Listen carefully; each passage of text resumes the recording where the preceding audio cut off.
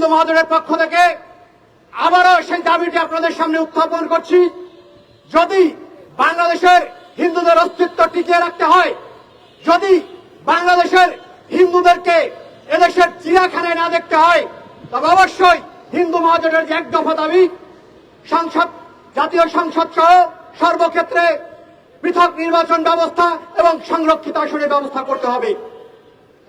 আমরা চাই বর্তমান যে সরকার রয়েছেন, বিএনপি সরকার, আমরা বাংলাদেশের সনাতনীরা, বাংলাদেশের হিন্দুরা এই সরকারকে ভোট দিয়ে নির্বাচিত করেছি।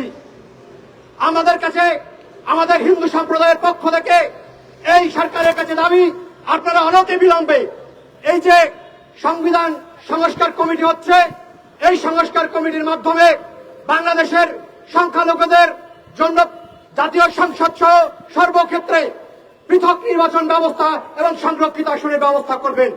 এই দাবি রেখে আমি সবাইকে ধন্যবাদ জানিয়ে আমার বক্তব্য শেষ করছি। জয় শ্রীরাম। ধন্যবাদ। রেলকান্তি মধুকে এই মুহূর্তে বক্তব্য রাখার জন্য অনুরোধ করছি।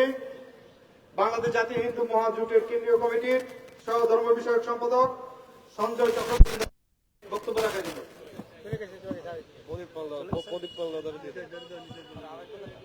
এই মুহূর্তে বক্তব্য রাখার জন্য অনুরোধ করছি বাংলাদেশ হিন্দু পরিষদের মুখপাত্র এবং সনাতনী যোদ্ধা হিন্দু পরিষদের মুখপাত্র সাজেন মিশ্র দাদাকে বক্তব্য রাখার জন্য অনুরোধ করছি।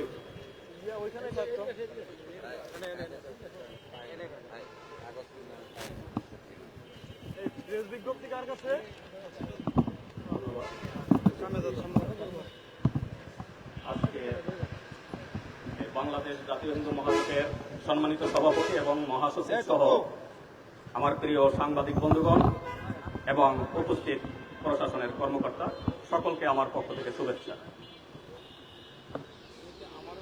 আজকে যে বিষয়টি নিয়ে বাংলাদেশ জাতীয় হিন্দু মহাজোট এই রাজপথে দাঁড়াতে বাধ্য হয়েছেন, ইতিহাস বলতে গেলে অনেক কথা, সংক্ষিপ্ত সময়, তাই সংক্ষিপ্ত আকারেই শেষ করছি। আমরা দেখেছি 1947 থেকে, তখন কিন্তু আমরা এই দেশের মায়ায়, আমরা কিন্তু তখন এই দেশেরই সমর্থন করেছিলাম আজকে যত বাংলাদেশের হিন্দু সম্প্রদায় এখানে রয়েছে। এরপরে আমাদের সাথে তখনও বেইমানি করা হয়েছিল।